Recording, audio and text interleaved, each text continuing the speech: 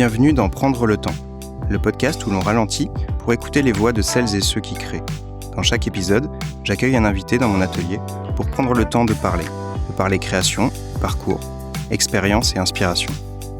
Je suis Dr Pepper, artiste et illustrateur, passionné de ville, d'art, d'architecture et de rencontres. Ce podcast est réalisé en collaboration avec Canson, une marque qui accompagne les artistes depuis toujours. Merci d'être là et bonne écoute. Bienvenue Combo. Merci de m'inviter. Merci, bienvenue à l'atelier. Vraiment, merci beaucoup d'avoir répondu présent à cette invitation pour le podcast. Je suis vraiment ravi de t'avoir pour prendre le temps un petit peu avec toi et de discuter de plein de choses. Donc, merci encore. Je t'en prie. Je commence avec des cadeaux. Allez, vas-y. Ça démarre bien. Moi, j'aime bien. On s'est accueillir avec Canson. On a décidé de faire des cadeaux à nos invités. Ok, trop bien. Et en fait, j'ai choisi des trucs dans le catalogue de Canson et qui sont un peu spécialement pour toi. T'as pensé à moi ? Ouais. Donc ça, c'est un peu mon petit cadeau perso finalement. C'est les carnets que j'utilise moi en voyage. Je dessine beaucoup en voyage. Donc j'ai toujours un petit carnet passeport comme ça dans la poche sur lequel je viens gratter un bâtiment que j'aime bien, un petit truc comme ça. Mais les trucs dont je veux me souvenir et qui me servent après. Ouais, je t'ai mis un petit merci pour le petit mot. Non, ça tombe vraiment bien parce que moi j'en ai plein aussi. Justement, j'étais en train de finir les miens. J'en ai toujours une dizaine dans mon sac. Ça fait des sacs assez lourds. Et donc là, c'est parfait. En plus, ils sont petits, ils sont légers. C'est parfait. Ça, c'est un petit historique sur la marque. C'est super intéressant parce qu'en fait, j'ai découvert plein de trucs. Et du coup, j'ai trop envie de faire un podcast, un épisode sur eux. Parce qu'il y a je vais lire ça sur mon chemin de retour. Trop bien. Et ensuite, qu'est-ce que j'ai le droit ? Alors, des petits postcards. Ouais, en fait, je t'ai choisi un petit truc un peu particulier en rapport à Colors. Ce que j'aime bien dans le Colors Festival, ce que tu fais, c'est, tu sais, un truc, les pièces que tu fais dans le noir, là, avec du fluo et tout. Ouais. Donc, du coup, c'était un petit peu référence à ça. Donc, un petit papier noir. Des crayons qui permettent, qui sont pastels et aquarellables. Et ça correspond à ce que je fais. Ça tombe bien, les papiers comme ça, les noirs, genre, j'ai les mêmes. Je les utilise. Trop bien. Donc là, tu me fais un refuel. C'est nickel. Et ces crayons, je les avais pas. Et ils sont... Et sur le noir, ils sont trop bien. Merci beaucoup. Avec grand plaisir. C'est cool. Allez, je pose tout ça ici. Et j'essaierai pas de les oublier en partant. Sinon, ça serait bête. Tu veux que je les remette là ? Non, tu peux les laisser là. Ça c'est très bien. Ça dérange pas. Et du coup, ça me permet un petit peu d'introduire aussi ma première question, qui est un petit peu sur ce qui t'a amené à devenir artiste finalement. Un peu, si tu peux me parler un petit peu de ton parcours, comment c'est venu, un peu la genèse de ça. J'aime bien poser ça comme question parce bien qu'en fait, tout le monde a une expérience différente et c'est super intéressant, je trouve. Toi, ça te fait quel âge là ? Je crois qu'on a le même âge à peu près. 40 ans. Ouais. 40 ans, 38. Moi, j'ai commencé à peindre et à dessiner dans la rue, je parle de la rue, vers mes 16 ans. Okay. Tu vois, ça fait un moment. Ouais. Et après, comme tout le monde, je dessinais, je crobardais sur du papier ou surtout pendant les cours, quand on s'ennuyait pour être un peu concentré. Et j'ai découvert une bombe à aérosol en me rendant dans un magasin de vêtements. Tu sais, ça se vendait beaucoup à l'époque dans les magasins streetwear. Ouais. J'en ai acheté une, je me rappelle très bien, c'était une Montana bleu vampire. Déjà, le nom, il m'avait attiré. J'ai acheté cet objet, je l'ai trouvé très beau au départ. Je l'ai gardé chez moi pendant, 6 mois. Et un jour, je l'ai utilisé dans la rue. Bon, je déconseille, c'est ce qu'il faut pas faire. Il faut avoir un mur normalement autorisé. Mais je me suis permis de le faire et c'est venu comme ça. Et l'objet m'a donné envie d'abord. Le dessin, c'était un truc naturel. Et après, j'ai commencé à faire du graffiti avec des amis. C'est moi qui les ai un peu emmenés dans ce côté obscur de la force. Okay. Mais ça a démarré comme ça. Ok, ouais, donc ça a commencé vraiment par la rue, par le street art, enfin par le graffiti finalement. Ouais, par le graffiti, mais et très vite, nous avec les potes, on aimait bien dessiner des lettres, un peu comme tout le monde, mais on aimait beaucoup faire des caricatures dans notre classe. J'avais un meilleur pote qui faisait des caricatures, moi aussi, donc on s'amusait à faire des caricatures de nos amis, de nos profs, et après on commençait à faire des personnages dans la rue. D'accord. Et tu sais, à l'époque, dans le graffiti, t'en avais toujours qui faisaient les lettres, et ceux qui faisaient les personnages. Ouais, carrément. Donc moi, j'étais attitré aux personnages, et c'est comme ça que c'est venu, et que par la suite, après le bac, j'ai fait les beaux-arts. Voilà. Okay. Et c'est ma mère qui m'a dit, mais tu passes ton temps à dessiner. Même avant de dormir, j'arrivais pas à m'endormir, donc je dessinais pendant 2 heures. J'avais des carnets comme ceux-là, j'en ai bouffé. Et j'ai tenté les beaux-arts parce qu'on m'a dit de le faire, mais sinon, moi, je comptais pas faire ça. vraiment. C'était un enfin, mais moi, c'est vrai que j'avais un petit peu ça à l'époque. C'est quelque chose qui me plaisait beaucoup, le dessin, l'art et tout, mais j'avais pas l'impression que c'était quelque chose dont tu pouvais faire le métier, finalement. Pour moi, c'était pas vraiment, une option, Bah, ou complètement, ouais, artiste, c'est pas un métier. C'est là, depuis 10 ans, c'est devenu quelque chose, où en fait les infographistes, les graphistes et les artistes sont à peu près à l'équivalent. C'est-à-dire qu'on peut devenir ouais. indépendant très rapidement. Mais nous, Ouais, c'est vrai qu'à l'époque, il y avait pas ça, ouais. quand on était jeunes, on nous disait quoi? Il fallait réussir à être dans un magazine de beaux-arts pour être dans une galerie, Mmh. qui elle-même t'amène à être dans d'autres magazines, qui t'amène à être dans des galeries, qui t'amène à être dans des musées. Ouais, ça paraissait un parcours impossible Impossible. et Trop loin, ouais, trop c'est ça. éloigné Ouais, c'est ça. du monde des moldus qui ne font pas de l'art, tu vois? Ouais, bien sûr, ouais. Et moi, je viens pas de ça. Je viens pas d'une famille qui fait de l'art, je connaissais personne, mais j'avais la passion, du graffiti, du street art. Ouais. Tu vois, maintenant qu'on appelle le street art, mais avant, c'était pas ça. Et en fait, on s'est fait un peu tu vois, par ça, par les réseaux sociaux aussi, qui ont beaucoup apporté, qui nous ont permis de nous exprimer et d'avoir une sorte de communauté autour de nous.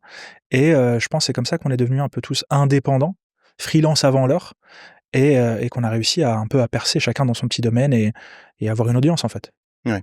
Ouais, c'est ça, la recherche aussi de l'audience, elle est importante d'avoir un retour, en fait, sur ce qu'on fait. Je trouve que c'est quelque chose qu'on a peu quand on fait du graffiti, dans la rue et au final, c'est vraiment nous, on a envie de le faire à cet endroit-là, mais l'audience, on n'a pas de retour, au contraire, il Méfie-toi, faut pas parce que qu'on moi, je sache trouve que que, au contraire, dans le graffiti, dans le street art, on a un retour immédiat. Ça pardonne maintenant pas. Alors, là, je te parle vraiment à mes débuts et tout. ouais, d'accord. Quand je faisais des fresques à Paris, je revenais le lendemain matin, je m'asseyais sur la marche et je regardais si les gens s'arrêtaient pour prendre une photo. Mmh.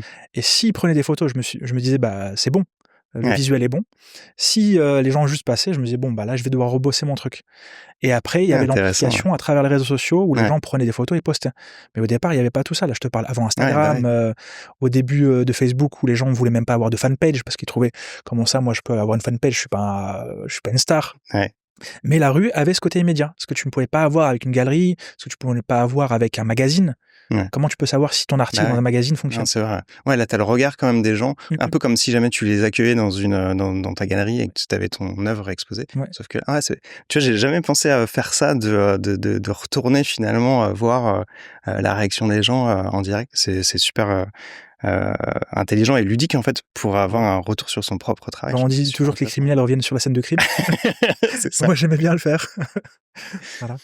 Et dans l'évolution, justement entre, hem, bah, du graffiti, du street art, jusqu'à, la galerie, comment est-ce que ça s'est fait cette évolution-là? Ça s'est fait naturellement? Ça s'est fait sur une rencontre, sur, Bah, moi, beaucoup d'hasard parce que, après les beaux-arts, je me suis dit qu'artiste, c'était pas un métier. Mmh. Donc je suis rentré en agence de com. J'ai travaillé pendant plusieurs années en tant que jeune directeur artistique, j'étais, dans des belles agences, j'ai fini chez BETC, qui est une des plus grosses agences de créatifs parisiens. Mais en parallèle, en fin de journée, quand je finissais mon boulot, je rentrais chez moi, je préparais mes collages. À 6 heures du matin, je me levais, j'allais coller et à 8 heures, je remplissais au petit-déj, tu vois?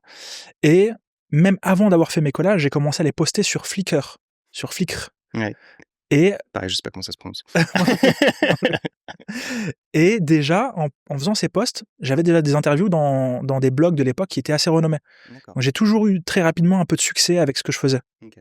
Ça a toujours été comme ça et donc quand j'ai fait mes collages, ça a amplifié parce que là, je postais que mes photos ou en tout cas mes montages de collages et après, bah, ça a pris. J'ai été remarqué par des salons d'art. J'ai fait, 1re exposition, c'est au salon de Montrouge. C'est un beau salon de jeunes artistes. Ouais. J'avais jamais fait de toile encore. Je savais même pas ce que c'était. Je demandais à des amis artistes: «Mais comment on fait une Ouais toile? et Où est-ce que j'en achète?» ouais, du coup, c'est ça que tu as présenté? Tu as présenté une toile, c'était une Non, non, première que tu faisais j'ai refusé. Je ouais, suis venu, j'ai d'accord. fait un gros collage. J'ai gardé mon côté street et après ça a pris tout seul.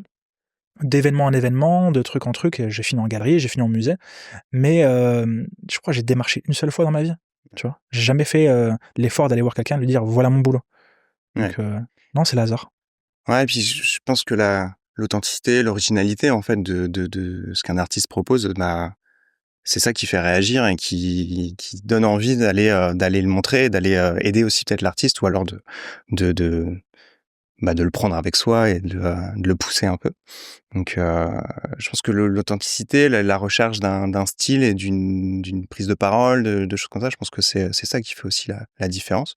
Ton style, il a évolué forcément. Enfin, on évolue tous. Et du coup, comment ça s'est fait? Est-ce que le passage aux Beaux-Arts, par exemple, t'a amené quelque chose en plus ou non, justement, comme tu disais, c'est plutôt quelque chose où tu te disais, sinon cette direction, elle est pas pour moi. Non, si, dans les Beaux-Arts, c'est une belle école, ça t'apprend, 2 choses que moi j'ai gardées. C'est apprendre à comprendre ses propres sentiments et comment les retranscrire dans une œuvre, dans un objet. Ça, c'est la meilleure des écoles. Alors que la publicité, elle t'apprend à comprendre les sentiments des autres et essayer de les mettre dans un objet. Si tu arrives à faire les 2, en général, tu deviens un vrai artiste. Mmh. C'est pas facile. Et les Beaux-Arts, ce que moi j'aimais, c'était les cours académiques de dessin. Tu vois, Ouais. quand tu te prends 5 heures de dessin ou quand tu fais du nu toute la journée, là, ta main, elle se détend. Moi, je pense que mon style, c'est plus un style de dessinateur que peintre. J'ai pas trop poussé ce côté-là. Ouais. Et je suis un peu en train de revenir à ça. Donc je sais pas si toi, c'est un peu aussi ton cas, comment toi, ça t'est venu aussi? Moi, j'ai toujours commencé plutôt par, j'étais très attiré petit par la bande dessinée, par, reproduire finalement ce qui m'entourait, vraiment inspiré par ce qui m'entoure, en fait. Donc du coup, la ville, les bâtiments, c'est quelque chose qui est très, très tôt dans ma production est venu. Les jeux vidéo aussi, j'étais, addict de, SimCity, des trucs comme ça, tu sais, de construction de Ouais, villes bien sûr. et finalement, en fait, je redessinais les villes que je créais sur Ah le ouais? jeu vidéo. Déjà petit, tu faisais ça? Ouais, grave. J'en ai retrouvé justement, comme là, on est un peu dans les recherches d'archives et c'était assez drôle de retomber là-dessus et heu et en fait, ouais, ça s'est fait je suis plutôt autodidacte finalement, j'ai jamais pris de cours de dessin. Je savais pas Ouais. trop ce que je voulais faire. Enfin, pour moi, le dessin, c'était un hobby. Vraiment, je dessinais tout le temps, comme tu disais, tu vois, à l'école, sur les tables et cetera. Mais mais pour moi, ça me paraissait pas du tout quelque chose d'envisageable de travailler avec ça, quoi. Et ça s'est fait assez tard finalement. Mais mes influences, ouais, c'est vraiment au départ, la bande dessinée, le trait, en fait, vraiment dessiné à l'encre. J'ai découvert, première galerie c'était où déjà? À Paris, de Shepard Fairel, en 2001, je crois, quelque chose comme ça, ou 2003. C'est vieux ça. Et ouais, carrément, ouais. Et là, par contre, j'ai pris une grosse claque et je me suis dit: «Putain, mais en fait, il y a un Je truc à crois, faire». si je dis pas de bêtises, c'était à Châtelet? C'est Une de ses premières c'est fort expos? probable. Ouais. Ouais.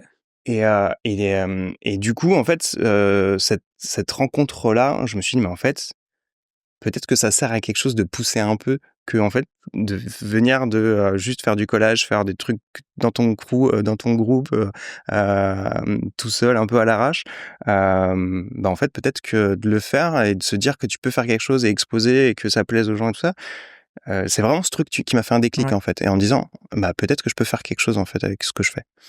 Donc là, je me suis dit, en fait, je vais aller à la fac. Je vais essayer de faire des études d'art. Donc j'ai pas été pris dans les écoles, donc j'ai fait une fac d'art plastique et ça a commencé comme ça. Donc vraiment, je me suis dit, il y a un je veux faire Bah, quelque chose avec ça, tu quoi. t'en sors Ouais, bien, tu as ouais. un niveau de dessin qui est quand même, bon. Tu as pas fait les beaux-arts et tout, c'est fort, hein? Ouais, c'est vraiment du grattage, quoi. Ouais, le Comme tu travail. disais, tu vois, c'est dessiner tout le temps, essayer, réessayer, pas réussir et continuer. Et il y a un gars que j'ai rencontré, qui m'a appris beaucoup de choses là-dessus, justement. C'est un mec qui faisait de la fabrication de vitrines et j'ai travaillé avec lui, Mmh. en indépendant pendant un moment, fabrication de décors de vitrines. Et là, on était beaucoup dans la minutie, dans des trucs qui vont prendre beaucoup de temps pour une exposition en vitrine de 1 mois, tu vois, Ouais. alors que tu as travaillé 6 mois dessus. Pour moi, ça me paraissait Non, c'est inconcevable fou, ouais. de passer autant de temps sur quelque chose qui va être visible que si peu de temps.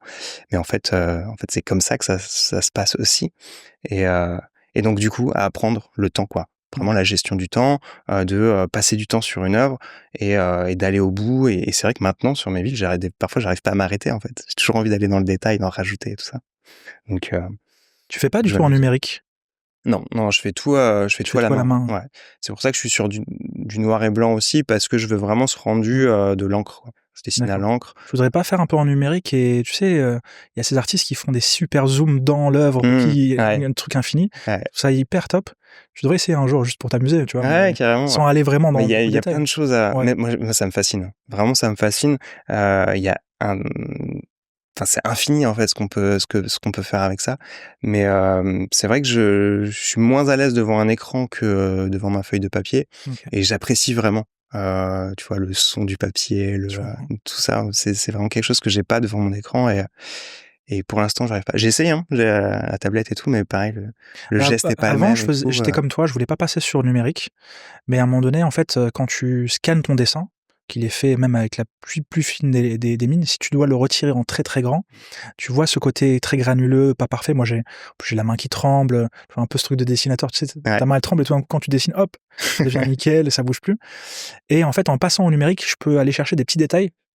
Quand je vais faire un gros tirage de 10 mètres par 10, bah là, forcément, on voit le petit dessin, surtout beaucoup de détails.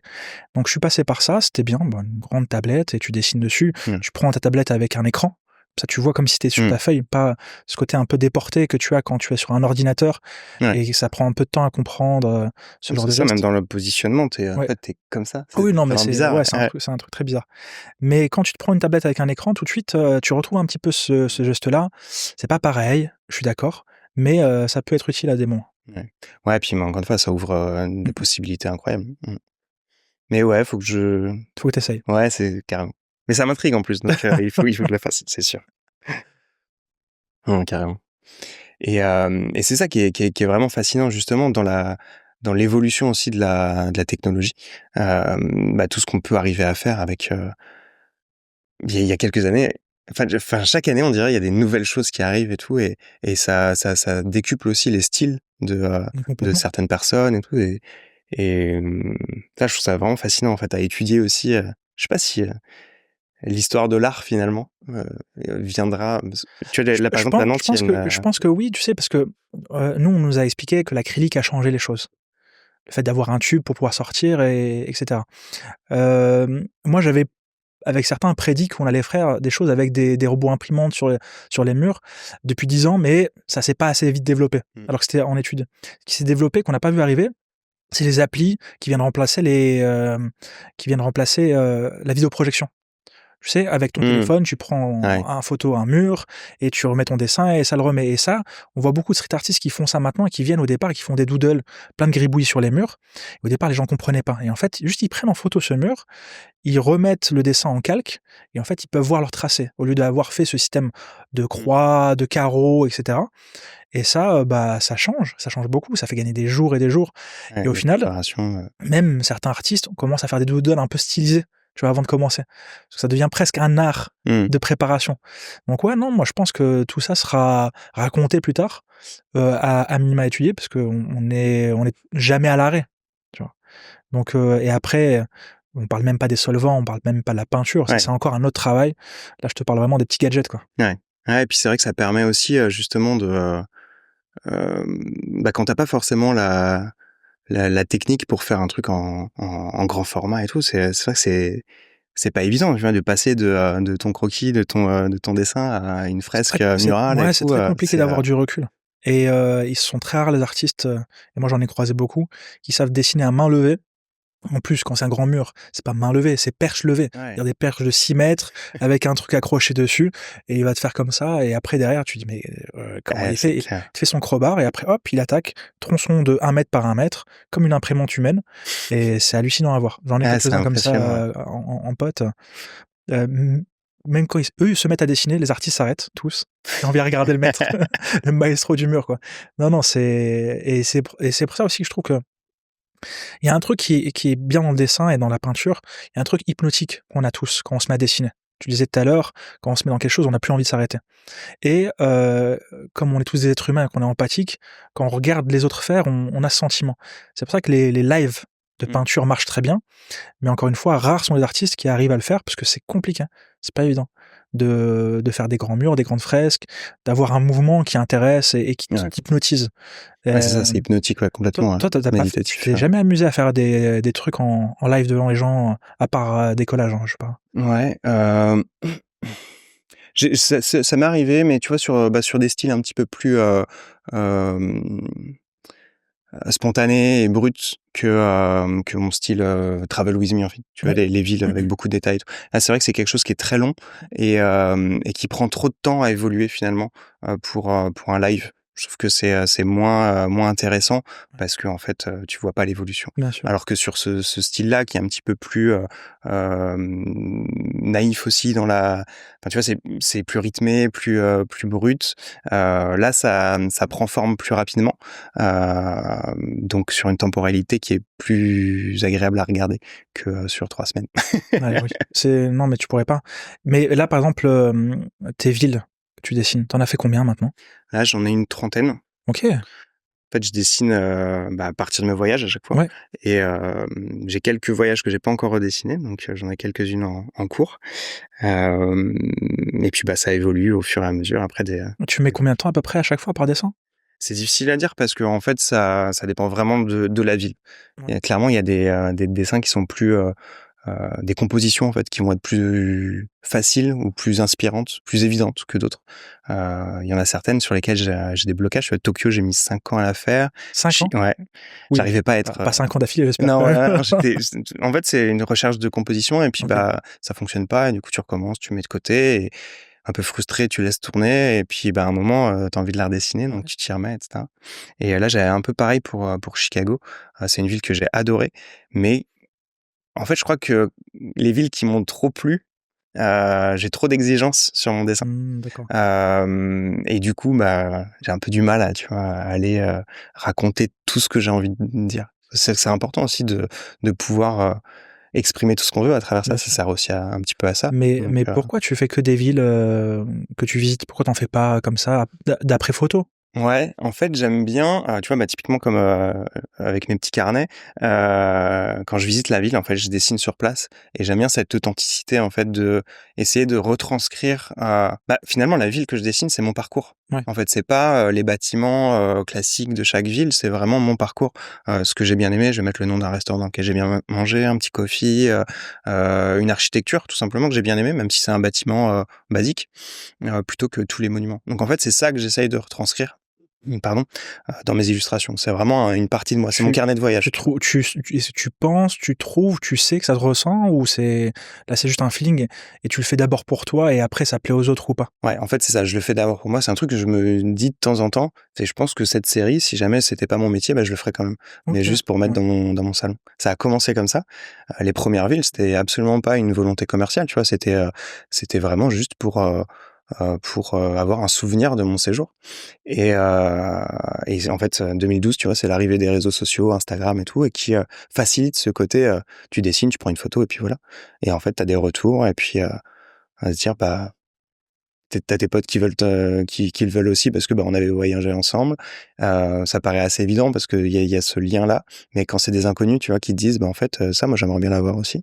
Tu te dis, en C'est fait, vrai que ça prend. ouais, peut-être qu'il y a un truc à faire, quoi. Donc ça a commencé comme ça, moi. Ouais. L'envie. C'est drôle moi avec le temps, je me dis que plus tu mets non pas, du perso dans les choses, mais plus de l'amour ou de l'envie, plus ça se ressent. Mmh. En tout cas, ça marche. Ouais. En tout cas, ça devient très authentique à toi. On peut pas le copier, on peut pas te le prendre parce que tu as mis Mmh. un peu ta personne. Alors, j'aime pas trop ça parce que si tu mets trop ta personne, c'est difficile de se détacher des choses et il faut pas trop non plus. Mais je trouve que quand tu as vraiment trouvé un sujet qui t'intéresse beaucoup, qui te passionne, et cetera, et tu arrives à le traiter, que ça soit dans le dessin ou dans autre chose, en général, c'est là où ça marche. Ouais. Ce que je pensais que c'est ce qui t'avait fait démarrer cette série et là tu le confirmes et moi ça m'est venu la majorité des trucs qui ont marché, c'était ça. C'était vraiment l'envie, tu vois? Mmh. C'est d'être pris par quelque chose et de se dire: «Faut vraiment que je le fasse, même si là les gens le veulent ou veulent pas, peu importe, je le fais d'abord pour moi» Ouais. et après quand ça marche, là c'est le jackpot. Mmh. Tu tombé sur une mine d'or. Tu trop content. Mais il faut commencer par ça, je pense. Il faut toujours aller chercher en soi. Ouais, je suis assez d'accord avec cette réflexion-là. Ça ça correspond vraiment à ce que je ressens et ce que je pense et ce que je vois aussi, ce qui me plaît, c'est vraiment ça. C'est quand il y a de l'émotion et en fait, quand tu parles avec l'artiste et tu te rends compte qu'il y a vraiment cette authenticité-là parce que ça parle de lui, ça parle d'un vécu, ça parle de ce qu'il pense, de ce qu'il a ressenti et cetera. En effet, parfois c'est un peu trop profond, peut-être trop, Trop trop intime. personnel, ouais, ou trop intime. Ouais. Et c'est vrai que ça doit pas être évident de faire cette séparation-là. Je suis d'accord avec toi. Moi, j'essaye de mettre des choses très très discrètes ou très les trucs perso, elles sont très discrètes et il y en a dans toutes mes élus et dans toutes mes créas. Mais c'est assez drôle aussi ce petit truc, ce petit clin d'œil finalement que les gens voient pas forcément, mais qui est là et toi tu le sais, la personne le sait aussi, et ça. Mais mais ouais, je pense que c'est vraiment ça. Être artiste finalement, c'est un peu ça. C'est créer quelque chose de nouveau, mais en fait, créer quelque chose de nouveau, d'original, c'est ce qui sort de toi. Donc en fait, je pense que c'est exactement ça. Là. Raconter un petit peu enfin ce qu'on a envie de dire à travers ça. Et j'ai l'impression que l'art, ça sert un peu à ça finalement, à faire C'est voyager, à voyager dans ses sentiments, dans ses réflexions. Et c'est ce que je te disais tout à l'heure. C'est un artiste, pour moi, c'est quelqu'un qui arrive à prendre en lui et transmettre aux autres. Donc il faut réussir à être très, un peu auto-centré, mais rester empathique. C'est très compliqué, hein, parce que c'est un peu dissonant ouais. comme démarche. Et je trouve que quand tu arrives à le faire, comme tu viens de le dire, en voyageant et en aimant voyager et faire ça et le partager aux autres, ça marche. Mais c'est vraiment une ligne de crête. Mmh. Faut pas être trop moi, moi, moi, moi, faut pas non plus chercher à vraiment faire ce que les gens attendent. Les gens, en général, ne savent pas ce qu'ils veulent, jusqu'à ce que tu leur donnes. Ouais. Les gens, si tu les écoutes, tu ferais vraiment des trucs, nuls. Donc il faut aller, chercher, certes en soi, mais il faut aller chercher aussi pour les autres. Sinon, si l'art c'est que, moi, là on rentre dans Mmh. la partie d'art contemporain que moi j'aime pas trop, qui est celle de l'artiste génie, incompris, qui vient nous montrer comment il voit le monde. Ça c'est bof. Alors que l'art, la culture en général, moi j'aime bien dire que c'est un pont. C'est un pont qui doit t'amener toi vers les autres vers toi, et tu dois construire ce pont pour tout le monde. Si tu construis que pour toi, pour aller Mmh. quelque part, c'est pas très intéressant. En tout cas, c'est comme ça que moi j'aime définir les choses. Ouais, je comprends, ouais. Ouais, parce que, ben, en même temps, quand tu crées une image, c'est aussi pour la montrer, pour qu'elle soit comprise. C'est intéressant quand les gens s'approprient un petit peu la chose parce qu'ils lisent cette image-là avec leur vécu à eux, donc ils vont pas avoir forcément le même rapport que l'artiste en lui-même et ils vont, lire autre chose. Ça, je trouve ça intéressant aussi. Parfois cette hem, les sens qui vont changer un petit peu selon les personnes enfin, tu vois ce que je veux dire. Mais ouais, je suis d'accord avec ça. J'aime beaucoup ce que tu disais au tout début aussi, ce truc entre la publicité où c'est faire pour les autres et l'art qui est faire de soi, ça. Et je trouve que c'est exactement ça. Réussir à faire ce mix-là qui est pas évident, c'est assez juste, je trouve, ta définition Ouais. de ça. Et et pour parler de voyage justement, moi je trouve que c'est Mmh, à la fois une chance de pouvoir voyager dans plein de pays différents et en même temps une richesse qui est assez incroyable. Je sais que tu voyages aussi beaucoup, tu as beaucoup voyagé et c'est à la fois, bah, des rencontres, découvrir d'autres cultures, d'autres artistes et d'autres façons de créer, de fabriquer, hem, je trouve ça tellement, riche et important pour soi, humainement, artistiquement, en fait. Complètement, et même moi, je vais te dire un truc, c'est que j'ai beaucoup poussé le street art parce que c'était aussi une excuse pour le voyage. En fait, tu peux pas faire tous les murs de ton quartier ou de ta ville. Au bout d'un moment, ça y est, tu fait le tour. Et avec le street art, je suis allé dans des villes où jamais je ne pensais, aller un jour, tu vois? Parce que ça faisait pas partie de mon parcours ou mon envie. Et au final, quand tu commences à avoir cette démarche où tu vas te perdre, tu vas aller dans une rue, chercher un mur, croiser des gens, t'arrêter au café et discuter, c'est ça aussi qui est intéressant. Tout d'un coup, tu te découvres toi-même d'une autre manière. Tu te retrouves, dans des configurations, où les gens, des fois, parlent pas la même langue, ont pas les mêmes, envies, les mêmes goûts. Tu vas peindre un mur, les gens viennent te voir et regardent ce que tu fais, ils comprennent pas tes références, donc tu dois adapter tes références. Je vais te donner un exemple. À chaque fois que je faisais un mur, j'essayais de partir de la culture de base. Si j'allais en Belgique, j'allais faire des trucs sur Tintin. Si j'allais à Miami, j'allais faire des trucs, un peu sur, la culture, latine avec Frida Kahlo, avec les cocktails, avec, la vie de Miami. Si je vais au Japon, je vais essayer de faire un truc sur le Japon et cetera et cetera.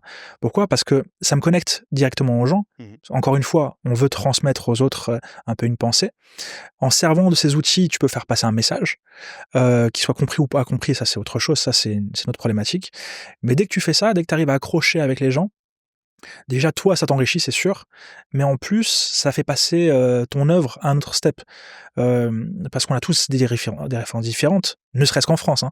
On a tous culturellement, un bagage différent, on est tous issus de ghettos culturels différents, Ouais. notre niveau social et cetera, notre école, nos références, politiques, culturelles, religieuses pour certains, sont différentes et en t'obligeant à aller chercher chez l'autre, une référence pour lui parler, ça t'app déjà ça toi ça t'apprend. Tu commences à lire des livres sur des sujets que tu ne maîtrises pas Mmh. et ça, en ça, le voyage et f je pense c'est la première porte d'entrée et après c'est tout ce qui se passe dans le voyage et c'est ce que toi t'aimes bien raconter. Je pense que dernièrement, on a beaucoup discuté tous les 2 de Tokyo, par exemple, des cafés, je sais pas si tu veux en parler rapidement, non? Pourquoi pas? Ouais.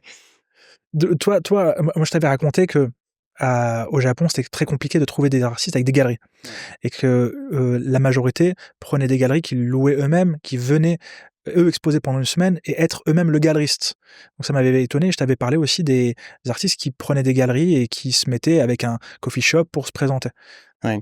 Ouais, parce qu'en fait, c'est vrai qu'on a un peu l'image, encore une fois, c'est ça qui est super intéressant quand on voyage, c'est qu'on se rend compte que la façon qu'on a de penser, une chose et autre part, on la pense différemment et c'est super enrichissant parce qu'on se dit: «Bah, nous, on peut peut-être la faire aussi comme ça, chez nous». Et en effet, pour nous, aller voir, de l'art, c'est aller dans un musée ou aller dans une galerie. Il y a beaucoup de galeries, Exactement. mais on n'a jamais on se dit: «On va tomber sur l'artiste». Parfois, c'est un petit peu, élitiste aussi, il y a certaines galeries qui sont très belles et ça, mais on a l'impression qu'on n'a pas trop sa place ou même en tant que spectateur. J'ai l'impression que c'est un ressenti assez fréquent. Hem et du coup, c'était un petit peu la réflexion que je me faisais et c'est là où en effet ça avait du sens avec ce que tu dis. Dire, bah, peut-être qu'il faut qu'on fasse nous-mêmes, on ouvre un petit coffee galerie, on ouvre un petit truc, mais par nous-mêmes, quoi. Ouais. Et c'est drôle qu'en effet, ce soit comme ça, au Japon et ça paraît, en fait, ça paraît assez évident, Oui, maintenant que tu le dis, finalement. Ouais, ça c'est ça, c'est tout à ouais, fait c'est ouais, plus naturel en vérité que ouais, c'est d'avoir une ça. galerie. Mais je vais te donner un autre exemple. On parle beaucoup du street art, en général, de ce qu'on a réussi à faire depuis les années 80-90 en Europe pour populariser un style, différent. Alors qu'en vérité, depuis les années 50, ça existe, en Amérique latine. Les fresques de Diego Rivera, Mmh. c'est bien avant tout ça et c'était une volonté politique de mettre de la culture dans la rue pour éduquer le peuple qui, pour, beaucoup, était analphabète. Donc on faisait des fresques. OK. C'est pour ça que d'ailleurs maintenant, tous les artistes d'Amérique du Sud, Amérique latine sont des très bons fresquistes. D'ailleurs, ils parlent pas de street art, ils parlent de fresques Mmh. et pour eux, c'est tout à fait naturel. Tu te balades dans n'importe quelle, rue, Ouais. du Mexique, jusqu'en Bolivie, il y a une fresque à chaque coin de rue et c'est normal. Ouais. Ce sont pas des voyous, ce sont pas des vandales, c'est pas ce que nous on a connu dans les années Mmh. 90 et donc voilà, il y a plusieurs manières de faire de la culture, de faire de l'art et il faut pas s'arrêter à ce qu'on a normé nous, ici en France, en Europe, en Occident. Il faut aller aussi chercher des inspirations Mmh. à travers le voyage. Ouais, complètement, ouais. Ça, je pense que c'est presque indispensable, en fait.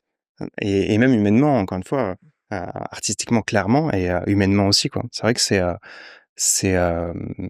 je trouve vraiment incroyable ce que ça apporte, en fait, à tous les niveaux, et le street art, le graffiti et ça, on a un pseudo. Je sais qu'on Oui. on partage ça, toi et moi, finalement. Toi, Combo, il y en a eu plusieurs. Tu as eu toujours Combo Heu, ou est-ce que, ouais, pratiquement depuis le début. Tu ouais, sais, toujours au départ, tu hésites, tu te fais des petits ouais. mood boards, tu essaies des trucs, mais combo, ouais, dès le départ, j'ai commencé à graffer en combo avec un C, dès le début. Ça allait bien avec, une écriture un peu déliée que j'aime bien avoir et après en venant sur Paris au bout de, 10 ans de graffiti, je voulais faire que du street art, je voulais arrêter le graffiti et là j'ai pris un nom Je me suis appelé Combo Culture Kidnappeur. Pourquoi? Parce que je me suis dit que ça allait raconter ce que je voulais faire. Ça donnait un peu déjà le menu, où ça annonçait déjà la couleur. Et moi, ce que j'aime bien avec les pseudos, j'ai beaucoup dit que quand on est jeune et qu'on a une identité et qu'on fait du graffiti, on se crée un deuxième nom. Ce pseudonyme, c'est pour aussi devenir une autre personne. Tu vois, on est en train de se construire, on a ce qu'on vit avec nos copains au lycée, on a ce qu'on vit avec notre famille, et tout d'un coup, en dehors, caché dans la nuit, tu sors, tu dessines avec d'autres copains, et tu as un nouveau pseudonyme, tu deviens une autre personne, différente de ce que tu vis au quotidien, tu vois. Et je trouve qu'on devrait avoir ça tout au long de la vie. Tous les 10 ans, on devrait changer un peu de nom, ça correspondrait un peu plus, tu vois. Par exemple, là, je m'appelle encore Combo, mais je corresponds un peu moins au Combo de mes 16 ans, tu vois? Maintenant, je suis Ouais. un papa de 38 ans, je devrais prendre un autre nom. Je devrais essayer quelque chose un peu comme, tu vois Snoop Dogg qui a changé de nom plusieurs fois dans sa vie, Ouais. Snoop Lion, Doggy Dogg, et cetera, et cetera. Et je trouve qu'on devrait avoir cette gymnastique, ça devrait être naturel. Mmh. Surtout, en plus, tu vois, ce nom, prénom qu'on nous a collés, qui ont un sens, parce que les noms et prénoms ont un sens dans toutes les sociétés, et on te colle ce nom. Tu vois, il y a des noms où les personnes, elles s'appellent Face, Espoir, il y en a qui s'appellent Patience, il y en a qui s'appellent Trésor, il y en a qui s'appellent Dupont, parce qu'ils habitaient sur un pont, ou tu vois, etc., etc. Et on devient tout d'un coup tributaire de ça. Ouais. Et c'est bien de s'en détacher, je trouve. En tout cas, c'est une manière de passer au-delà et d'arriver à quelque chose d'autre. Voilà. Ouais, et puis c'est vrai qu'on sorte de choisir son identité finalement. Moi, j'ai un petit peu le même truc aussi quand je faisais du graffiti, quand j'étais ado. Bah, du coup, j'ai pris un pseudo. C'était Tico à l'époque. Ça venait d'un surnom qu'on m'avait donné, et du coup, je l'avais traduit comme ça. Et puis, bah, Dr Paper, c'est pareil, c'est devenu un pseudo. Et je me suis posé la question justement quand j'avais commencé à changer un petit peu artistiquement de style, avec des choses plus picturales, plus des originaux, plus artistiques qu'illustratifs. Je me dis, bah, peut-être qu'il faut que je change de nom, parce que ça n'a plus de sens avec Dr Paper, Ouais. finalement. Mais au final, je me suis dit, bah non, c'est une évolution, et est-ce que retravailler son nom, finalement, j'ai plus changé vraiment l'écriture en la faisant plutôt sous forme de signature Ouais. que de logo. Mais j'ai pas changé le nom. Mais c'est vrai que je suis assez d'accord avec ce truc. Bah ouais, t'as un côté ado, t'as envie de c'est pas forcément d'affirmer ton identité, mais en Ah tout cas, si! c'est ça. Bah, une Je autre suis d'accord, identité que celle c'est que tu ça. as avec Ouais, ta famille, quoi. ouais. Tout d'un coup, tu passes un Mmh. cap. Tu veux devenir un adulte, Mmh. et comme tu es très adulte, tu vas dessiner dans la rue. Ça a rien à voir. Mais en tout cas, et pour finir sur ça, au final, tous les artistes de street art maintenant qui ont 50-60 ans, ils redonnent leur nom et prénom de leur enfance. Tu vois? Ils signent, Il y un a un tel, retour, alias quelque chose, ouais, tu vois? Il y a un retour à la fin, je ouais, trouve. Tu vois, il y a une boucle qui vient se terminer. ouais, c'est vrai, ouais. Et du coup, là, c'est un truc assez incroyable de rencontre. Toi, je sais que t'en es fervent de rencontres et de faire avec les autres, ou voire pour les autres, comme là, dernièrement avec le Colors Festival que tu as lancé il y a plusieurs années maintenant, ça fait 2021, ouais. 2021. Et, et de faire avec les autres, de faire, de rassembler, d'organiser, c'est quelque chose que tu as un peu toujours, enfin, c'est dans ton Ouais, envie aussi ouais. d'artiste et de Complètement, humaine. même, je trouve que, alors c'est pour moi, hein, je trouve qu'il y a peu d'intérêt de faire les choses, tout seul de son côté. En fait, déjà dans le graffiti, moi j'avais des crews, j'avais des équipes que je montais à chaque fois où j'allais. Donc j'aimais sortir, dessiner avec les autres, faire la fête avec les autres, manger avec les autres, boire avec les autres. En fait, pour moi je conçois pas, ça sans les autres. Mmh. Et même quand je faisais du street art à Paris et que j'avais un contrat, je demandais toujours aux autres, il y a pas de la place pour, les copains, et donc à chaque fois, si je faisais un mur ou une chambre d'hôtel, et cetera, j'invitais les autres, et eux gagnaient un peu d'argent, on faisait la fête, et c'était toujours plus sympa. Et même au moment où je faisais des expositions en musée, qu'on me proposait de faire des solo shows, j'avais fait une année, l'Instrument d'arabe, 700 m², tu vois, tout seul, en 6 mois. Tu vois, j'avais rien produit, faut produire. Et derrière, il y a le musée de Porte Dorée qui me propose aussi de faire 12 fresques. Mais des fresques de 7 mètres sur 5. 12, d'accord? Ça aussi en 1 mois. Et en fait, je dis: «C'est pas possible, je n'y arriverai pas». Donc soit j'abandonne le projet, soit sinon je le donne aux copains. Donc en fait, dès qu'il y avait une opportunité, je les donnais aux autres et au final, c'est comme ça que j'ai fait, des expositions muséales avec d'autres, avant de faire le Colors et c'était tout à fait naturel. Après quand il y a eu la pandémie et le covid, quand les musées étaient fermés, quand les galeries réouvraient un petit peu, d'avoir une opportunité, d'avoir un lieu, d'autres auraient fait une exposition solo. Bah non, moi j'ai ramené tous les copains et c'était très sympa parce qu'en plus on s'était pas vus depuis 2 ans, à part en FaceTime en train de prendre un apéro.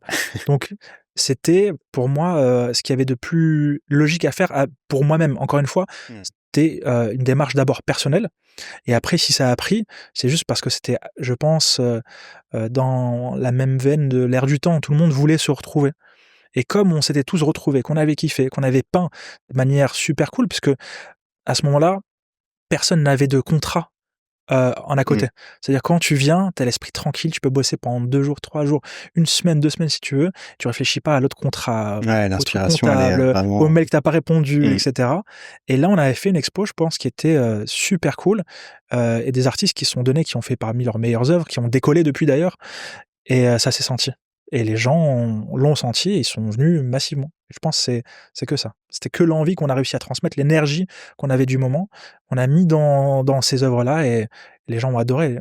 Faut réaliser là, tu le vois l'impact des gens. Parce que là, on se met à l'accueil, on les reçoit, on prend leurs billets, ils font le tour, ils ressortent, ils nous font: «Merci, ça nous fait du bien» et ça, c'était pas qu'une fois, hein, Ouais. c'était des gens, des gens, des gens, des gens et et ça te donne envie de continuer. Tu vois? Quand tu génères ce genre d'énergie, ce sentiment chez les gens, tu peux pas te dire: «Bon, c'est bon, on l'a fait une fois, on plie les gaules, on rentre chez nous, allez, on retourne à ce Ouais. qu'on sait faire» et depuis, ouais, j'ai pas arrêté les colors. J'ai essayé de faire des expositions solo en même temps. Je faisais donc une exposition de solo par an, plus un colors par an. J'ai fait ça pendant 2 ans et tu le sais, produire une exposition solo quand tu dois produire 40 œuvres, tu la Mmh. produis lentement en général, si tu veux la faire bien, c'est exténuant. Ouais, Donc c'est sûr. Ouais, les 2 sont pas c'est impossible. Tu peux pas focus ouais, sur un truc et le faire bien si tu forcément. pas à fond dedans, tu vois?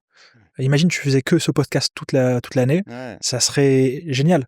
Mais en parallèle, tu as plein de choses Bah, et c'est tu ça. sais que ça étire, le temps, tu peux pas, c'est impossible. Non, c'est sûr. C'est sûr, on est victime aussi de l'envie de faire plein de choses. Ouais, malheureusement. Pas toujours, évident en organisation, ça, c'est sûr. J'ai la chance d'avoir, Carla qui s'occupe de tout ça. Oui, je te confirme, Petite main de fer. tu as de la chance. Hem et là, sur le dernier festival, le dernier Colors, là, je trouve ça fou, l'immersion, en fait.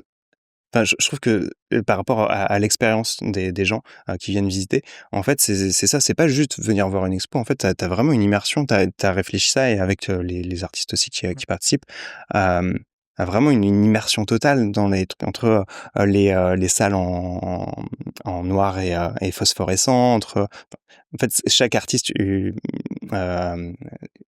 remplit une salle en entier et enfin une pièce et c'est un rendu, je trouve, vraiment incroyable et d'où l'expérience aussi. C'est vraiment une expérience, c'est pas, juste venir voir une expo Complètement. et là sur la dernière DA, Amérique latine là, à Ouais, Champigny, c'est incroyable. avec, Farid Roueda en tant que Ouais. directeur artistique. Super artiste, super directeur artistique et ce qui est compliqué pour les artistes qui dessinent sur une feuille et qui dessinent sur une fresque ou un mur, c'est compliqué de s'imaginer en 3D. En général, ils vont te faire une découpe, de bois, te la coller, en fait, ça fait de la 2D en relief. Mmh. C'est pas évident de se dire comment un visiteur va, jouer avec mon œuvre, se mettre dans mon œuvre, se plonger dans mon œuvre, être acteur de mon œuvre, et ça, c'est juste un manque de pratique, je pense, un manque un peu de culture. Parce qu'en fait, l'art immersif, l'art participatif, c'est pas nous qui l'avons inventé. Mmh. Faire des installations non plus. Nous, la seule chose, c'est, d'avoir des fois des lieux abandonnés, donc ça donne un cachet, et une thématique pour les artistes. D'avoir un lien entre chacun des artistes, parce que ça, c'est pas évident, chacun a son univers. Mmh. Mais comment tu mets ton univers au service de toute l'exposition? Les musées, en général, comment ça fonctionne? On te dit: «Cette thématique, tu l'as fait». Voilà, point. C'est pas tu Ouais. choisis pas ton sujet. La galerie, elle te dit: «Bon, c'est quoi vos tableaux? Hop, je vais prendre ça, ça, ça, ça» et cetera. Là, tout d'un coup, tu dois faire en fait, c'est un sujet de philo de bac, tu vois? Ils doivent bosser, ils doivent réfléchir. C'est pas évident, donc quand tu as un bon DA comme Farid, il va les pousser, il va être derrière eux. Moi, j'ai du mal à le faire parce que je suis à la fois DA sur certains, pour la plupart, parce que là, on a fait 12 En 4 ans, ouais. Et puis Ouais. partout, Ouais, partout en Manchester, Angleterre, Manchester, Londres, Bordeaux, Tours, Avignon bientôt là. Ouais, d'autres villes, c'est je vais pas les citer, je t'ai dit, il y en a 12. Et, ce qui est intéressant dans ça, c'est que je trouve qu'avec le Color, ça se sent pas encore, mais on a poussé un peu les limites pour tout le monde. Et tout le monde, de plus en plus, se met à faire de l'installation, réfléchit comment à faire les choses. Je vais pas dire jusqu'à ce que certains nous copient, c'est pas ça le terme, parce que nous aussi, on copiait déjà des choses qui existent. Tu vois, encore une fois, on n'a pas réinventé la roue, ça existait avant nous. Mais comme on le fait beaucoup, comme on le fait de manière intense, comme on arrive à faire venir beaucoup de gens, beaucoup se disent: «Allez, nous aussi, on va s'y mettre», et en fait, je trouve que ça fait une émulation positive, technique en France, ce qu'on ne voit pas en Angleterre. C'est pour ça que nous, quand on y était, les artistes ont pété un câble. Ils se sont dit: «Mais qu'est-ce que vous faites? Ça n'existe pas». Je te parle même pas aux États-Unis, ils en sont pas là, et nous, en France, là, on est en train de prendre un rythme, les gens s'en rendent pas compte. Dans 5-10 ans, on en reparlera. Parce que ça fait bouger les lignes, même si pour l'instant, on est qu'au début. Ouais, et puis l'artiste qui va participer, il a envie d'être à ce niveau-là. Donc il va réfléchir encore plus. Et comme tu disais, c'est pas évident. Des fois, tu as un artiste qui a pas l'habitude d'installation, de 3D, de réfléchir à ça. Dans l'équipe, tu as des gens justement pour un peu aider à réfléchir à ça. Parce que c'est important, du coup, c'est une grosse équipe maintenant, Colors. Oui, alors on a beaucoup de personnes qui sont extérieures, prestataires, qui viennent se greffer par période. Si tu peux pas faire vivre une équipe une fois par an, par projet, c'est pas possible. Effectivement, on essaie d'avoir des jeunes qui vont venir t'aider matériellement, pour t'aider à couper du bois quand tu sais pas le faire. Nous, on essaie de recevoir les sketchs à l'avance. Avant, je le faisais pas. Je laissais vraiment totale confiance aux artistes. Mais une fois sur deux, tu as une mauvaise surprise, mais une fois sur deux, tu as une très bonne surprise. Donc pour avoir un projet un peu plus lissé au niveau qualitatif, on demande d'avoir les sketchs. Je préférais laisser la liberté, mais à un moment donné, ceux qui en pâlissent, c'est les artistes quand ils se retrouvent face à leur truc et que ça ne marche pas, et les visiteurs qui disent « Ouais, c'est pas homogène ». Oui, c'est pas tout le temps excellent, mais c'est déjà très bien. Et quand tu as un artiste qui vient et qui te dit « Bon, jamais découpé de bois », comment tu fais ?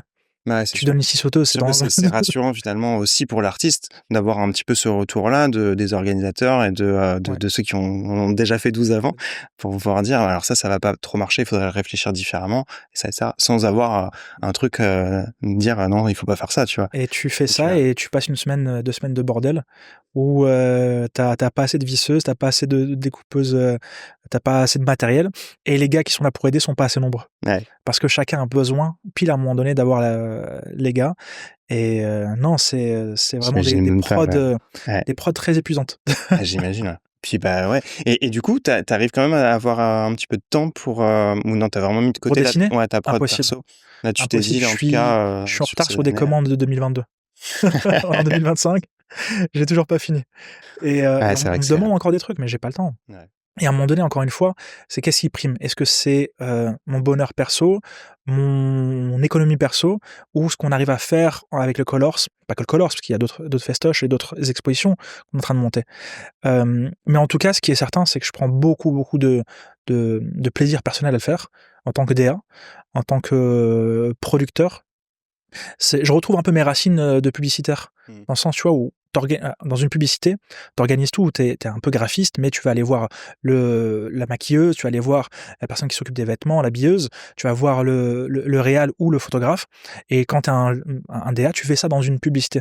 Et là, c'est plus ou moins la même chose, mais sur une exposition, où t'as ceux qui vont faire la com, ceux qui vont faire le marketing, ceux qui vont faire la page, le site internet, ceux qui prennent les photos et les vidéos, ça fait du monde, hein. On se rend pas compte. C'est clair. On se rend vraiment pas compte de ce que ça implique en fait, de tout ce que ça implique.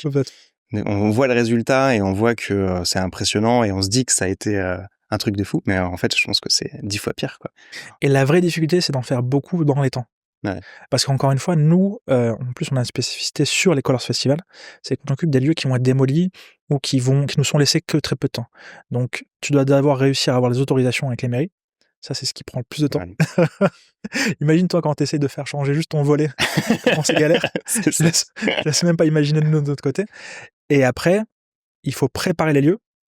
Et là, on a du boulot qui est vraiment du boulot de chantier, c'est-à-dire électricité, eau, beaucoup de trucs de chantier. Ouais, comme tu reçois du public, il faut que ce soit... Faut mettre tout en norme. Tous les trucs de sécurité. Et ça aussi, c'est notre expertise que tu apprends, que tu n'avais pas prévu d'apprendre dans ta vie. C'est comment faire des ERP. Je vous raconterai prochainement, c'est un peu trop long et c'est pas très intéressant en vérité. Et après, à la fin, tu as les artistes qui viennent et en amont, tu as déjà traité avec eux, avec leur agent pour certains, les faire voyager de là où ils viennent, les loger. Bref, et ça, il faut le faire. Nous, on a des temporalités, on le fait en 1 mois. Une exposition au musée, ça prend 3 ans. D'accord ? Quand je bossais avec un musée, on voyait le résultat dans 3 ans. Je peux pas, j'ai tellement envie de faire de choses qu'il faut que ça soit fait maintenant, pas dans 3 ans. Donc ouais, quand on arrive à sortir 3 projets par an, je trouve que c'est une réussite. Moi, j'aurais bien voulu en faire 4, mais je ne suis que humain, malheureusement, et j'ai besoin de dormir. Et les équipes aussi, surtout. Mais ouais, c'est laborieux. Ouais, forcément. Mais le résultat est incroyable. Oui. Donc, pour beaucoup, ouais, c'est cool. Ouais, et puis c'est des expériences aussi incroyables, je pense, pour les artistes qui viennent un petit peu partout dans le monde, de pouvoir participer à un truc comme ça. Moi, je me mets à la place aussi d'un artiste qui vient dans un autre pays. Tu parles pas la même langue que toi. Ouais, c'est ça. Et participer à un truc aussi grand que ça et tout, je trouve ça fou. Et attends, excuse-moi. Et sur les Colors, on leur met un autre objectif. On leur dit, très bien, vous allez pouvoir faire du volume, vous allez devoir respecter un peu le code graphique du truc, mais par contre, vous allez devoir faire quelque chose qui s'active, qu'on peut toucher. Ça n'existe pas. Il n'y a aucun musée sur Terre où qui te dit, bon, maintenant, il faut que les gens puissent les utiliser. Donc, il y a toute une réflexion sur comment créer quelque chose qui peut être manipulable, mais qui soit solide aussi. Parce que derrière, il faut qu'il y ait des milliers de personnes qui puissent le toucher, que le premier jusqu'au dernier visiteur puisse en profiter. Et ça, c'est pas évident, parce que en tant qu'artiste, on est toujours un peu sensible, on veut le détail, etc. On fait des choses minutieuses. On travaille pas avec des mèches de 12 cm pour mettre des murs et tout. Et ouais, c'est un autre truc. Et ça, c'est une spécificité du Colors. Je le vois très peu ailleurs. Ouais, et encore une fois, ça joue vraiment sur l'expérience, quoi. L'expérience du visiteur qui passe un moment vraiment à part, quoi. Surtout, ça te fait venir des enfants, des adolescents qui ne vont pas dans les musées, qui ne vont pas dans les galeries. Tu as des parents qui viennent et qui, malheureusement, laissent un peu trop leurs enfants jouer, en se disant, bon, c'est bon, on est dans la cour de récréation, c'est aussi solide que ce genre de machin. Et bon, ça fait un peu de casse, c'est-à-dire que toutes les semaines, on répare. Ouais. Ça, c'est le truc un peu caché. Mais ça veut dire que on vient pas en tant que concurrent des galeries ni des musées, on vient comme première marche, tu vois, de gens qui ne seraient pas allés vers ça. Ouais. Et pour compléter ce que je disais tout à l'heure sur le fait qu'on fait bouger un peu les lignes, maintenant, je sens que toute la mouvance un peu de gens qui aimaient le street art à Paris, et il y en a beaucoup, on a commencé à les éduquer très fortement à d'autres manières de s'exprimer. Et je pense qu'ils commencent à devenir aptes à recevoir des artistes contemporains, des illustrateurs, des photographes, des vidéastes qui ne seraient jamais allés voir. On a commencé à évangéliser les gens grâce au street art. Maintenant, on va pouvoir passer à un autre cap. Et ça, c'est, je pense, l'objectif dans les 5 prochaines années. Ouais, et puis je trouve que l'ouverture aussi à l'enfant, tu vois, les musées, j'ai l'impression que c'est quand même très récent, leur réflexion sur accueillir des enfants et faire une nomenclature, un petit jeu, un petit truc pour que les enfants puissent comprendre l'exposition, des choses qui soient vraiment prévues pour eux, quoi, pour leur expérience à eux. Parce que c'est vrai que jusqu'à maintenant, moi je trouve que c'est vraiment très très récent, peut-être l'année dernière ou il y a 2 ans, où au musée ça a commencé. Après Covid, ouais, avant ça n'existait pas du tout. Ouais, c'est ça. Ils ont dû, ils ont dû bouger leur ligne aussi. Il n'y a personne qui vient. À un moment donné, il faut réussir à attirer les jeunes aussi. Ils veulent faire venir des scolaires dans des musées. Et la prof, elle est démunie, elle arrive, il y a pas de cahier, il y a rien, il y a pas d'explication. En plus, on te dit, c'est à la libre interprétation. Waouh, c'est dur quand même. Tu vas expliquer à un enfant de 5 ans. Alors c'est bien, tu peux faire de la philosophie avec ça. Tu peux avoir des cours, mais le prof, il vient, le pauvre, il fait plus du gardiennage qu'autre chose. Donc si tu l'accompagnes pas, c'est pas évident. Donc nous, on essaie de le faire. Les musées de plus en plus. Je pense ça avance dans le bon sens. Ouais, puis c'est important. Enfin, je trouve ça tellement important de. Moi, je vois mon petit là quand il va au musée. Enfin, forcément, il grandit aussi avec l'atelier. Enfin, dans l'atelier, et ça. Donc, l'image, il la voit beaucoup. Mais il adore aller passer du temps au musée, quoi. Des fois, il nous dit, on va au musée. Il a 6 ans. C'est trop cool. Moi, je suis vraiment content de ça, tu vois. T'as réussi quelque D'avoir, chose. Bravo. Mais j'en vois plein. Il y a pas mal de gamins de tous les âges. Et ça, je trouve ça vraiment important. À Nantes, je trouve il y a un truc avec Ouais. le voyage, ce qu'a apporté le voyage à Nantes à l'art Bien dans la sûr. rue. Finalement, à l'art apporté à la vue de tout le monde, euh, sans avoir à passer un pas de porte, quoi. Et, euh, et ça, je trouve ça vraiment intéressant dans la réflexion, parce que enfin, je trouve que c'est ça qui est fort dans l'art, c'est de faire passer des messages d'une façon différente, de faire réfléchir, de se faire se questionner, de enfin, je sais pas, c'est assez infini finalement Non, et ça et marche. surprenant, quoi. Et ça marche sur les plus jeunes quand je les emmène au musée qui a une thématique. On le voit de plus en plus, les gamins qui reviennent et qui disent ah ben j'ai compris ça, j'ai compris ça. D'ailleurs, souvent ils voient des choses que tu ne vois pas parce que t'as pas le temps toi. Mmh. Et là, tu peux engager des discussions et c'est très utile. Ouais, complètement. Ouais. Est-ce que ça te dit de continuer notre petit échange et que tu dessines en Bien même sûr, temps? avec Ouais. plaisir. Allez. Donc j'ai un petit carnet, Alors qu'est-ce que sorte j'ai de pour dessiner? livre d'or un peu. Bah, comme tu veux, crayon ou encre.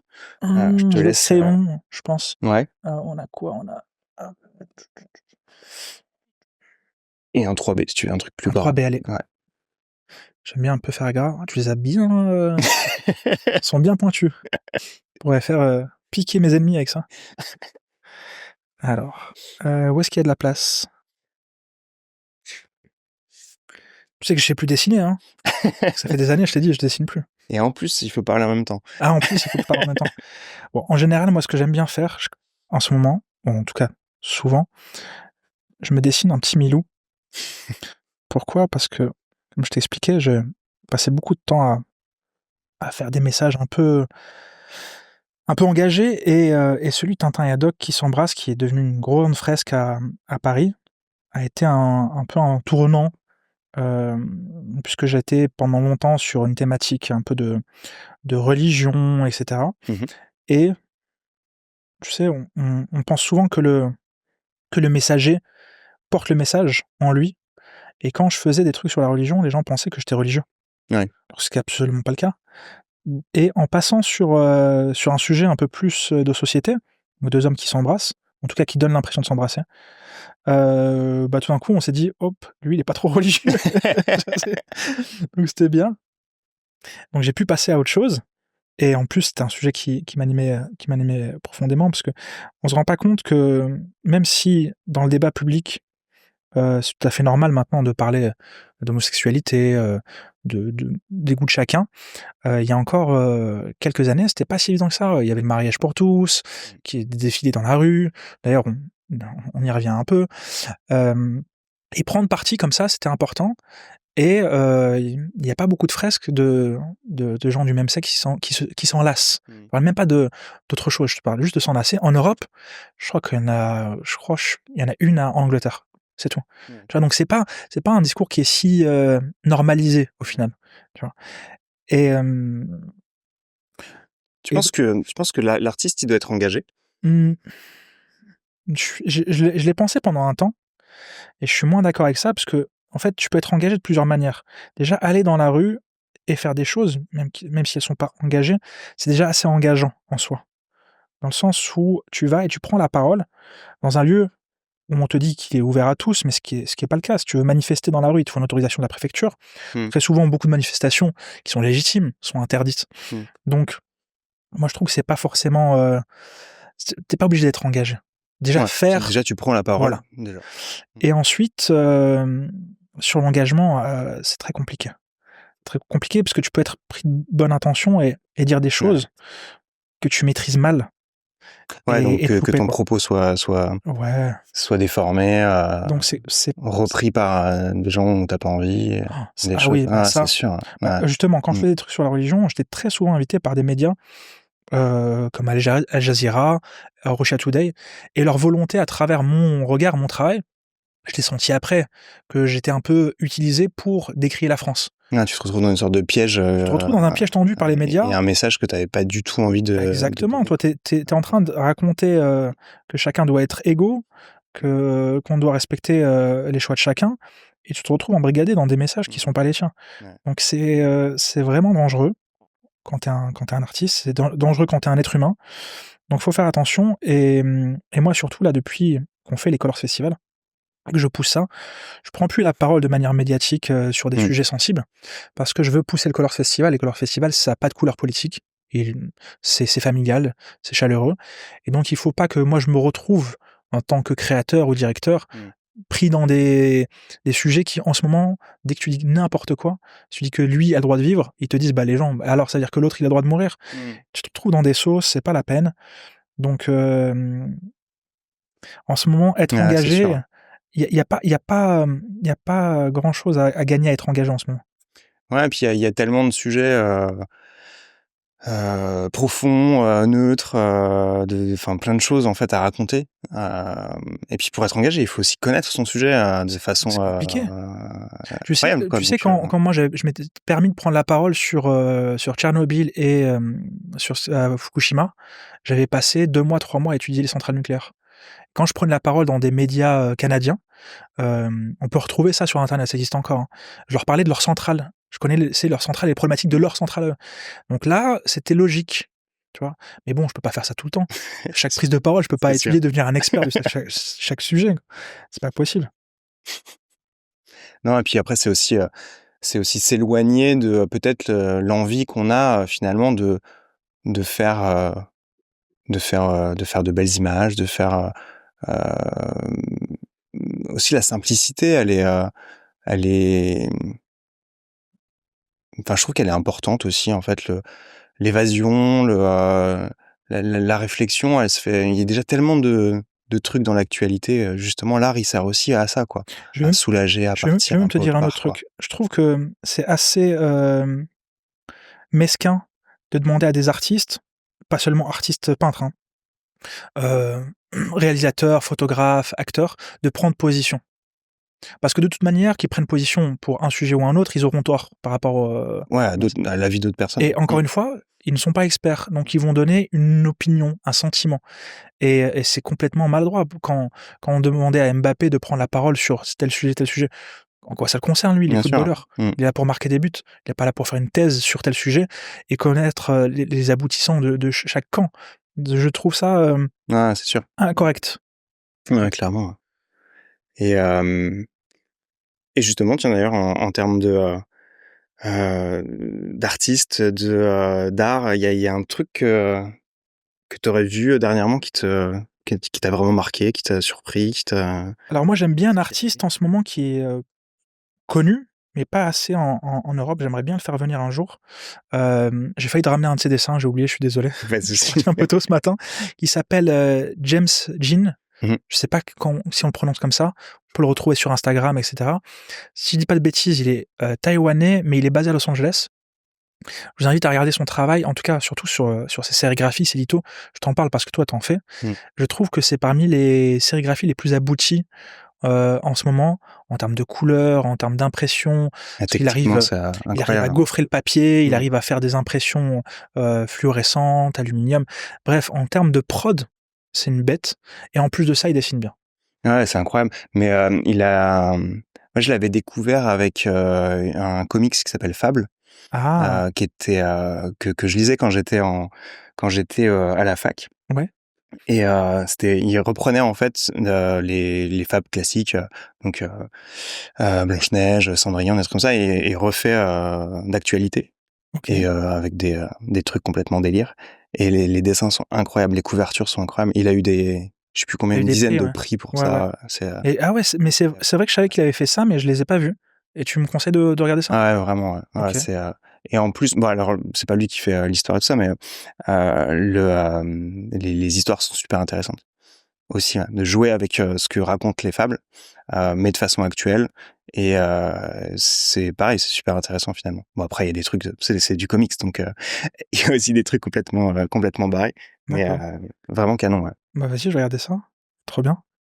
Je connaissais pas, tu vois, comme quoi. On aime des gens et on sait pas Bah tout ce ouais, qu'ils ont fait, mais mais c'est normal, hein. c'est ça qui est assez fou aussi, de voir, l'évolution, des fois on connaît un artiste pour un style et en fait, Ouais. tu découvres qu'il a fait des trucs complètement différents Complètement. avant et tout et ça c'est Mais assez lui, fascinant, ouais. faut suivre parce que vraiment, il est pratiquement dans tous les musées asiatiques, surtout chinois. Et si on a la chance de l'avoir un jour en Europe, en France, qui tourne, ses peintures, c'est des 3 mètres par 3, c'est fou. J'ai hâte. Ouais. Ah ouais, et puis c'est comme tu dis de les voir en vrai, tu vois, le travail Bien sûr. de technique, et puis, bah, la grandeur des trucs, c'est ça qui est aujourd'hui avec les réseaux sociaux, on a un peu l'habitude de consommer de l'image, sur un petit écran, Ouais, très coloré, ouais, très ça a rien à lumineux, voir. et en fait, on n'a pas la profondeur et la dimension de l'expérience de voir une œuvre en vrai, où tu es plongé à l'intérieur et tu as un truc qui est, indescriptible. Complètement. C'est vrai que la consommation d'images, elle a beaucoup changé Mmh. et le retour un peu à à la rencontre et à l'envie de tu vois le côté, prendre le temps là du nom du podcast, c'est un petit peu ça, tu Exactement, vois? mais c'est exactement ça. Prendre le temps de vivre les choses, de vivre les rencontres, Et est-ce que tu trouves que tu prends un peu plus de temps que d'habitude, toi? Là, certes avec ce podcast, je ouais. crois, mais en dehors de ça? Bah, c'est difficile, hein, parce que c'est un truc que je me répète, je sais pas combien de fois par jour, prendre le temps. Mais l'envie de faire, énormément de choses, elle est présente et forcément, bah, quand tu enclenches quelque chose, ça prend énormément de temps. Justement, ça prend du temps, pour pouvoir le réaliser. Mais le temps, il est important à choisir aussi. Choisir le temps qu'on prend avec les gens, Ouais. avec la famille, avec ton enfant, avec ta femme, avec, ton partenaire et c'est important en fait de réussir à ça. Donc j'essaye de l'avoir en tête tout le temps et d'avoir cette réflexion-là, mais pas évident à Mais toi, tu le fais déjà à travers tes voyages, je sais pas si tu voyages encore en ce moment, mais ouais, un petit peu moins qu'à une époque, mais ouais, carrément, ça fait partie des choses aussi qu'on a envie d'inculquer à notre enfant, ouais. Et oui, c'est ça, ouais. Ouais, ouais, voyager, en fait, c'est ça aussi, c'est prendre le temps. Quand tu découvres une nouvelle ville, un nouveau lieu, un nouveau paysage, moi, j'ai la tête partout, tu vois? Et j'ai envie enfin, les yeux qui vont partout, le smile, 24 heures sur 24, sur le visage et profiter, en fait, de chaque moment. Et dans nos voyages, bah, les rencontres un peu, enfin, qui se font par hasard, elles sont riches elles sont dingues parce que ça va nous ouvrir une porte, faire quelque chose, on va découvrir un lieu, on va aller à tel endroit avec cette personne-là et tout ça et j'essaye, pour le coup, d'avoir je trouve que quand tu es en voyage, tu es dans cette notion-là. Tu es dans cette c'est plus condition. facile, Ouais, ouais, c'est c'est plus une facile de condition de se découverte. Donc la rencontre, elle se fait plus facilement et cetera. Et j'essaye dans mon quotidien d'être quand même dans cette condition un peu de contemplation, tu vois, de la je vais vie, même te quoi. dire un truc, en fait, je pense qu'on se met dans un état où ça se voit à notre visage, qu'on est, pas un peu perdu, mais tu sais, souvent tu te balades comme Mmh, ça et les gens viennent te voir et c'est vrai. cetera. Ouais, clairement. Moi, j'ai une anecdote comme ça où je suis à Beyrouth. Je viens d'arriver, ça fait, je crois 2 jours. Je me pose à un café et il y a pas une personne qui est venue qui m'ont laissé tout seul, tu vois? Je voulais me prendre un café tout seul, Mmh. mais les gens ont vu que j'étais un peu paumé, ils sont venus et j'ai eu des amis, maintenant j'ai des meilleurs amis qui habitent à Beyrouth et en fait, quand tu te laisses porter un peu comme ça par le hasard des choses et tout, tu découvres des trucs incroyables. Moi, j'ai un meilleur ami à Beyrouth qui est chanteur lyrique et j'adore aller dans les églises, surtout les églises orthodoxes, chrétiennes, je me trompe un peu là sur la terminologie, mais où ils ont des enluminures, dorées, Mmh. tu vois? Ce qu'on trouve pas en Europe et moi, quand je vais visiter ça, je le visite avec lui et il me fait des chants dans l'église, tu vois? Acoustique de dingue. Et ça, j'aurais jamais vécu ça si je n'avais Ouais, pas pris le temps de prendre un café sur une terrasse à Beyrouth tout seul, ouais. tu vois? Voilà. Ouais, prendre le temps, c'est important, ouais. Et est-ce que tu aurais quelqu'un à me conseiller pour un prochain épisode, peut-être? Pour une prochaine saison? Bien sûr, moi je t'invite à contacter et regarder, mon ami Caresse Leroy, photographe, qui lui aussi voyage beaucoup. Lui qui quand il prend du temps, il prend vraiment le temps. Ouais. Il part pendant 14 mois, visiter un pays, beaucoup en Asie et il a fait énormément de photos, qui sont magnifiques, des très beaux livres. Si tu aimes les beaux livres, lui il en Ouais. a fait plein, que ça soit sur l'Iran, que ça soit sur là il rentre, de Oman. J'ai vu des trucs en avant-première, ça envoie du pâté. Ce qu'il a fait, tous ses voyages à Chaillard, etc. C'est très beau. Il a eu des publications avec National Geographic. OK. Non, ça vaut vraiment le coup. Et lui, si tu veux parler voyage et café et prendre du temps avec lui, ça va valoir le coup. Ah, trop bien. Puis le travail de photographie, moi c'est quelque chose que je maîtrise pas du tout et que je trouve incroyable. Il y a des photographes qui arrivent à avoir des prises de vue, des textures, des choses qui sont, c'est Bah, c'est fou. là, la Ouais, c'est question du vraiment temps fou, et ouais. de la luminosité, Ouais. tu vas être en plein dedans parce que c'est que ça. Ah, ça m'intéresserait vachement d'avoir quelqu'un qui fait de la photo parce que, en fait, c'est un truc qui m'intéresse, que Ouais. j'adore vraiment ça. J'arrive même pas à comprendre d'ailleurs comment est-ce que une photo peut, autant te parler, tu vois? Finalement, parce qu'une photo, c'est un moment, c'est un instant, c'est un moment, tu Ouais, vois? Si jamais je vis ce moment et que je le vois, je vais pas être marqué de la même façon bien que sûr. si je vois la photo. Tu vois ce que je veux dire? Et ça, c'est une force qui est incroyable. Enfin, je Ah, trouve ça vraiment fou, en fait. c'est un talent. Et et puis, bah, après, il y a toute la technique, en effet, de lumière, de enfin, donc ouais, carrément, ce serait trop bien. Contacte-le, s'il te plaît. Ça marche. Alors, qu'est-ce que tu m'as Alors, je fait t'ai comme fait mon petit petit dessin? dessin gribouillis, toujours de mon petit Milou qui tire la langue parce que c'est un coquin. Et après, je me suis remis à crobarder tu sais, avant chaque festival, Ouais. j'essaie de trouver le nom, c'est Mmh. hyper important. Il faut que le nom il claque pour que ça rentre dans la tête. Et forcément, il faut que le nom suive un peu la DA. Donc, Mmh. tu vois, je le fais en tant que graffeur, graphiste sur déjà mon nom Combo. Et en fait, tu le vois très vite que, en fait, le logo de Colors, c'est un dérivé du logo de Combo. En Mmh. fait, c'est ma signature. OK. Et maintenant, j'essaie de le faire un peu sur tous les sujets. Et là, tu peux voir un peu en avant-première quelques noms, parce qu'en fait, on va détacher plein de sous-catégories qui sont dans le Colors pour aller développer des sujets un peu plus, pointus, que là, l'exposition qu'on a fait avec Farid Roueda était exceptionnelle. Je pense Ouais. qu'il faut dédier, un festival que aux artistes d'Amérique latine, parce qu'ils ont tellement de choses à raconter qu'on peut pas juste les inviter une fois tous les 3 ans, quoi. Voilà. Ouais, donc tu as aussi envie de ça, d'avoir vraiment un truc, par pays, Par zone géographique, par thématique, ouais. par intérêt. On n'est pas obligé d'être d'Amérique latine pour être assez latin ou fresquiste Mmh. ou engagé, parce qu'ils sont très engagés aussi dans leur approche, et leur art. Et après on peut mélanger, hein, tout ça, hein, avec des Européens, des Français, des Espagnols, pour raconter un seul et même sujet. Mais je pense qu'il faut détacher les choses pour, développer de nouvelles branches. Trop bien. Ça va? Bah, Quelqu'un ouais, qui a pas carrément. dessiné depuis longtemps? Mais oui, très bien, très, très bien. On va montrer ça après à l'image. Petite dernière question sur, justement le futur, peut-être? Ouais. Est-ce qu'il y aurait un truc que tu aurais, une sorte de projet, fou un petit peu, un truc que tu as envie pour la suite? Qu'est-ce qu'on peut te souhaiter finalement pour la suite? Bah, du courage parce qu'il en faut, dans le sens où, en ce moment, la culture est compliquée. On rentre dans une période où, il y a plus de financement. Nous, l'avantage, c'est que j'en ai jamais pris. J'en ai jamais voulu, justement pour être assez résilient. Donc là, je pense que pour tous ceux qui sont créatifs ou, qui ont vécu de ça, que ce soit les théâtreux ou Ouais. les peintres, on rentre dans une période compliquée. Moi, je vais essayer de faire plus, justement parce qu'il va y avoir besoin de prendre et de faire des choses avec certains qui n'ont pas fait cette démarche d'être, très autonomes. J'ai envie de développer beaucoup de sous-catégories ou en tout cas de festivals. Et j'adorerais avoir des lieux pérennes. Là, on a fait 12 événements qui étaient sur des lieux, de passage. Et en fait, quand tu crées un lieu, tu crées un vrai petit musée et d'avoir à le casser Mmh. au bout de 6 mois, c'est à la fois frustrant et c'est beaucoup, beaucoup de travail. Donc là, j'espère vraiment avoir des lieux qui sont pérennes pour pouvoir faire des vrais petits musées et développer beaucoup plus de festivals, d'expositions Mmh. thématiques avec des artistes spécifiques qu'on ne pourra pas mettre dans des colors et justement faire tourner ces expositions dans ces musées.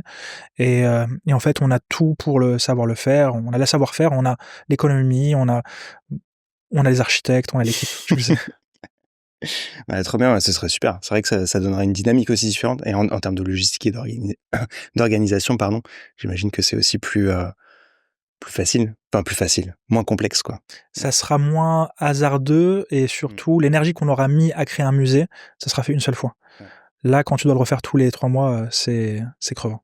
Et en plus, c'est aussi fort et super intéressant de modifier complètement un lieu et en fait, tu as une expérience dans un lieu Et sur l'expo d'après, tu as une expérience complètement différente parce qu'en fait, le lieu, même si c'est le même endroit, en fait, tu peux le changer complètement. Là, si la scéno est différente et C'est tout, la scéno, c'est tu la as DA. l'impression que c'est un autre lieu. Oui. Et ça, c'est super intéressant de jouer avec ça aussi, quoi.